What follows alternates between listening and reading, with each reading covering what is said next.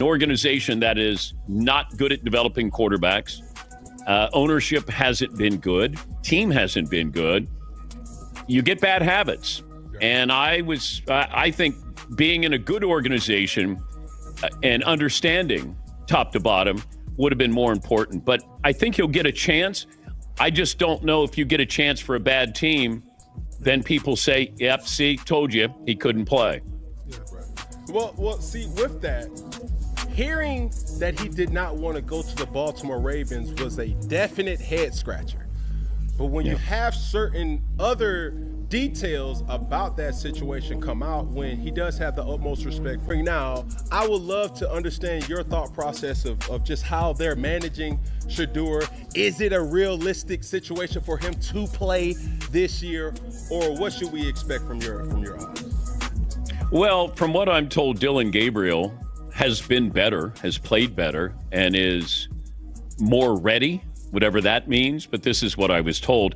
I think if you can sit and watch Flacco and understand. NFL owners are sweating bullets like a coach about to blow a 4th and inches call, and it's all because Cam Newton just dropped a nuke about Shedeur Sanders that nobody was ready for. Picture billionaires in tailored suits suddenly looking like rookies who forgot the playbook. Panic written all over their faces. One rookie quarterback just flipped their carefully scripted empire upside down, and the league can't stop shaking. Hit that subscribe button if you're feeling this heat. It helps more than you realize. The NFL draft usually plays out like a billionaire's board game. Cigars lit, champagne popping, phony speeches about the future, while they treat college stars like chess pieces. But this time, something broke between the fake smiles and the toasts. Cam Newton slammed down the nastiest Uno reverse card the league has seen in a decade, and the shockwaves are still rattling the walls of every luxury suite. Why Cam? Because he let it slip. Shedeur Sanders, the same Sanders who's been racking up over 10,000 yards like it's a backyard pickup game, flat out rejected not one, not two, but 3 NFL teams on draft night. That's right, $3 billion franchises got curved like a bad DM, and that's when the NFL owners straight up lost their minds. These billionaires are used to pulling every string, controlling every move, like the league is their personal puppet show. The script is simple. A rookie cries on draft night, hugs grandma, and thanks the heavens for being blessed by the Jacksonville Jaguars or whoever calls first. That's the tradition, that's the show. But Shedeur Sanders, he ripped that script to shreds right in their faces. The so-called puppet masters didn't know whether to clap, faint, or call security.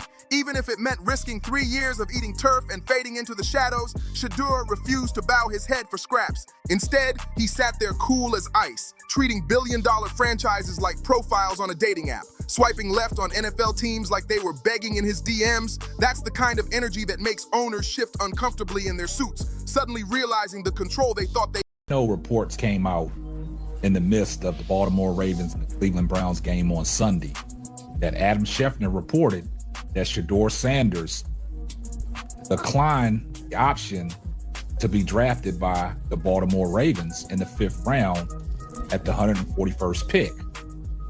And a lot of people had a lot to say, and Cam Newton was on ESPN First Take, and he stated his position on what he thought about Shedeur Sanders declining that. He had is gone. And Cam Newton, he wasn't about to let this slide into whisper-level gossip. No way! He brought it with full smoke, that trademark confidence that hits like a sermon and a runway walk at the same time. Cam laid it down crystal clear. Shedeur Sanders had real options. The NFL media flat out couldn't handle it. They twisted, they spun, and they tried to slap labels on Shedeur Sanders, entitled spoiled, disrespectful.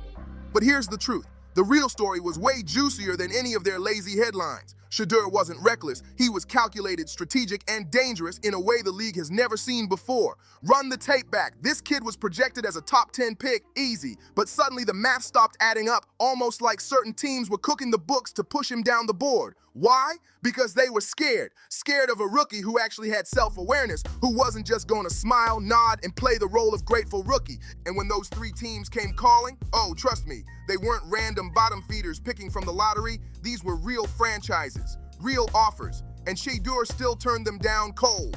First up, the Baltimore Ravens. Imagine being drafted just to spend the next decade in Lamar Jackson's shadow, trapped as his permanent backup like a background character in somebody else's movie. Bold? Absolutely. But it made perfect sense. Next up came the Philadelphia Eagles, another heavyweight franchise. Jalen Hurts had just cashed in with a mega deal and locked down that starting spot tighter than Fort Knox. The script was crystal clear. Draft Shedeur, stash him on the bench, and let him rot in the shadows until fans forgot his name even existed. Philly probably thought they were doing him a favor, blessing him with that midnight green jersey. But Shedeur wasn't fooled. He knew respect doesn't mean being turned into a bench ornament collecting dust. That's when the internet flat out lost its mind. Was Shedeur being cocky, or was he actually making the smartest chess move of his life? The old school voices wagged their Tells me that it wasn't just the Baltimore Ravens. It was three teams: the Cleveland Browns, the Philadelphia Eagles, and it also was Baltimore Ravens. Now this is where the perspective gets skewed, because why would Shedeur not want to go to Baltimore? If any team has been on the cutting edge of saying we figured out the recipe of drafting and developing good players to play great and elite, that's one of the teams that does it at a high level. Why not? Fingers shouting about entitlement and paying dues. But then Cam Newton flipped the whole script on its head. Cam said Shedeur's move wasn't arrogance, it was respect. Respect for Lamar, respect for Jalen. Shedeur wasn't sitting around praying for somebody to get hurt just to sneak onto the field. That's not his DNA. He wanted to earn it, but he also knew exactly where he'd never find it. And that's when the fan base went nuclear. Half the crowd cheered Shedeur snubs, praising him like a picky foodie, rejecting greasy drive-through meals. Meanwhile, high up in their marble offices, NFL owners were fuming, asking themselves, since when do the peasants get to choose their castles? Because let's be real, this wasn't just about one rookie quarterback. This was about power, and the last thing billionaires ever want is power shifting anywhere but their stock portfolios. Add in the Deion Sanders factor, because Shedeur wasn't raised by just any dad. Draft night wasn't a selection show for him. Shedeur turned it into a high-stakes negotiation table where the owners weren't in charge anymore. That's when Cleveland slid into the frame, not as the safe choice, but as the wild gamble that, strangely, made perfect sense. Think about it. Cleveland is a franchise practically built on heartbreak and chaos. But here's the catch. It was also the only spot where Shedeur wouldn't have to live as someone else's backup singer. No Lamar, no Jalen, no being stuck in Shedeur West holding a clipboard for years. In Cleveland, the competition wasn't all-time legends. It was quarterbacks fans forget about by mid-season. And for Shedeur, that was the opening. The chance to actually win quarterback one instead of waiting for a miracle injury. And here's the real kicker. This wasn't just about one draft pick. This moment was bigger than Cam Newton's podcast. This is the dawn of a new era, an era where players flip the whole table. No more rookies sitting there smiling for cameras and saying thank you like it's a charity gift. Now they call the shots, rejecting billion-dollar offers like bad Tinder dates and betting on themselves so hard it makes the owners sweat through their $1,000 suits. And just like that, Shedeur Sanders became the face of rebellion in the NFL. So here's the million-dollar question. Is he about to go down as the visionary who rewrote draft day history, or as the cautionary tale parents use when lecturing their kids about humility? The clock's ticking, and the Browns are still a minefield. Cam Newton swears Shedeur is built for the chaos. But the fan base, they're split right down the middle. Because if Shedeur Sanders can stare 3 franchises in the eye and say thanks, but no thanks, what's stopping the next wave of rookies from doing the same thing? Imagine the bedlam if quarterbacks started acting like free agents before even signing their first rookie deal. That's every billionaire owner's worst nightmare, because suddenly they're not the ones yanking the leash anymore. And Cam Newton, oh, he was loving every second of it. He didn't just break the story. I think if I'm Shedeur, you would ideally want to learn behind a guy like Lamar Jackson for this particular reason and this particular reason only. Not a lot of players can really cope with your star power, with your stardom, right? And let's really give credit where credit is due. At 28 years old, being a phenomenal athlete, the thing that I respect a guy like Lamar Jackson the most, we've never heard him have any off the field. He lit the match, dumped gasoline on it, and roasted marshmallows while the league panicked in the flames. And the look on the NFL's collective face said it all. They weren't ready for a rookie quarterback with survival instincts tuned like GPS, refusing blind loyalty at every turn. Now let's break down that Ravens situation, because honestly, it was straight comedy gold. The front office really thought they were handing Shedeur the golden ticket. Come sit under Lamar Jackson, soak up greatness, and maybe, just maybe, if Lamar catches the flu in 2035, you'll get a pity start. Shedeur wasn't buying that for a second. He saw the script crystal clear. Baltimore wanted him as a permanent background character in the Lamar Jackson show, not the star. And Shedeur, he wasn't about to waste 10 years waiting for table scraps. He wanted to write his own movie, not play a forgotten extra. Then came Philly, parading around like they were running quarterback utopia. The reality? Jalen Hurts was locked down with so much guaranteed money, he could probably buy an island and rename it Hurts Nation. No rookie on earth was breaking into that fortress. The Eagles probably thought Shedeur would beam with pride holding a clipboard like it was a Lombardi trophy. But Shedeur, he treated their offer like spam in the junk folder. Delete. Respecting Jalen didn't mean sacrificing his entire career. Now, Cleveland, oh, this is where it gets spicy. The Browns, bless their chaotic souls, are the franchise that treats quarterbacks like disposable coffee cups. Every season there's a new one, sometimes 2, occasionally 3, just to keep fans guessing. It's a revolving door that never stops spinning. In Cleveland, being a quarterback isn't about winning. It's pure survival of the fittest. You either flame out, break down, or somehow stumble into local legend status just for surviving the madness. It's quarterback Thunderdome in orange and brown. And here's the twist. Shedeur didn't see that as a red flag. He saw it glowing like a neon green opportunity. Why waste years hiding behind Lamar and Jalen when you can roll the dice in Cleveland, where the bar for competent QB is buried 6 feet under? In a city starving for a hero, Shedeur saw a chance to take the crown without waiting a decade. Of course, the NFL's old guard hated this kind of thinking. To them, Look, Shedeur is not an athletic quarterback where he's going to play a different game. Obviously, he's more athletic than Flacco, but I said when they drafted him, I thought that he'd start a game this year. And hopefully he does, just to get that opportunity. I think what surprised me is when he manipulated the draft and told the Ravens not to draft him. That, to me, you're going to be in a first-class organization. You're going to learn from a lot of different people there. rookies are supposed to keep quiet and play grateful. Easy for him to say. This is the same guy who spent half his career being treated like a rental car. Teams kept him around just long enough to window shop for the next younger model. Of course, Alex Smith wants the new generation to follow that same tired, miserable script. Misery loves company after all. But Shedeur, he didn't come to the NFL to smile, nod, and play company man. He came to flip tables, shred scripts, and write his own damn playbook. And that's exactly what set the fan base on fire. Social media turned into an all-out war zone overnight. One camp screamed Shedeur was a flat-out visionary, rewriting the rules before he even took a single snap. The other camp fired back that he was writing checks his rookie arm could never cash.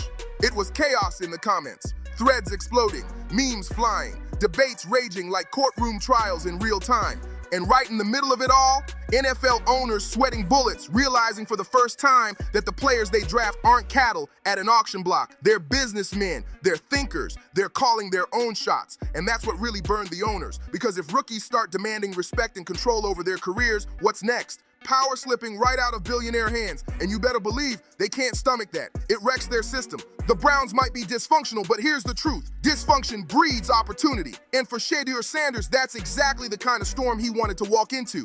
He's not coming to Cleveland to hold a clipboard and politely clap from the sidelines. No chance. He's stepping right into a quarterback carousel so wild that one hot drive, just one, could launch him straight into the starter conversation. Compare that to Baltimore, where he could throw perfect dimes for 5 years and still never see daylight. Or Philly, where his name would have collected dust at the bottom of the depth chart, buried forever. Cleveland, it's messy, it's unpredictable, it's pure chaos. But in that chaos lies opportunity. More evidence and more facts have come out that it wasn't just the Baltimore Ravens that was on the clock to pick Shedeur Sanders. I said this to you guys in a previous video. Why come we haven't heard about the teams that didn't want to select Shadur Sanders? Now, all of a sudden, 4 or 5 months later, we're bringing up stuff that don't even make no sense, has nothing to do with nothing. Everything surrounding around Shadur Sanders. And Shedeur came armed with stubbornness, swagger, and a gambler's mindset, ready to bet big on the storm. This is the new NFL storyline unfolding in real time. Rookies flipping the script, calling their own shots. Not every rookie, of course. Most will still cry on stage and thank their high school coach when the Texans draft them. But the precedent is here now. If you got the stats, the swagger, and the guts, you can play chess with billionaires instead of being their pawn. And when that dam finally breaks, the whole league better brace for the flood. Because here's the twist nobody saw coming. This isn't just Shedeur Sanders making noise. This is a cultural shift ripping straight straight through the NFL like a blitz nobody called. Owners, coaches, analysts, they can scream arrogance all day long, but deep down they know the truth. The leash just snapped. For decades, rookies were trained to smile, shake hands, and beg for a shot. Shadur said, nah, I'll choose my own destiny, and in doing so, he cracked the mold wide open. Think about it. Every college star watching this story is taking notes. Every kid throwing spirals in the backyard is growing up realizing there's another way. Not the quiet way, the loud way, the bold way, a way that flips the draft into a chess match instead of a cattle auction. And the owners, they're shaking. Because what happens when the cattle stop walking in a straight line? The whole farm explodes into chaos.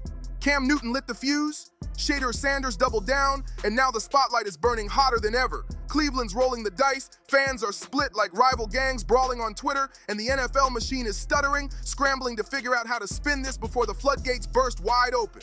And here's the craziest part. Shadur doesn't even have to throw a single NFL touchdown yet, and he's already rewriting the rulebook. Leverage flips the whole empire upside down, and Shedeur Sanders just proved he's holding the cards before the game even begins. Picture it. Shadur walking into training camp in Cleveland, every camera locked on him, every teammate whispering, is this the kid who finally breaks the curse? He doesn't need to be flawless, he just needs to be bold enough to survive the storm. One laser pass, one clutch drive, and the headlines flip from arrogant rookie to the savior. Stand-up guy, and if all of our opinions has always led to his on-field performance. Not a lot of people can relate to what Shadur Sanders has been through in his whole life. And that right there serves even more to make him a better player because it's the totality of the position. And I think Lamar Jackson would have been able to relate to him in many ways. Such a good point. But how many people are coming out of college? Cleveland didn't deserve. Meanwhile, think about those 3 franchises he rejected. Baltimore, Philly, and the others. Front offices pacing in their glass towers, praying he flames out so they can smugly say, see, we told you so. But if he shines, oh, that's their worst nightmare on replay every single Sunday. His success becoming their humiliation for the whole world to see.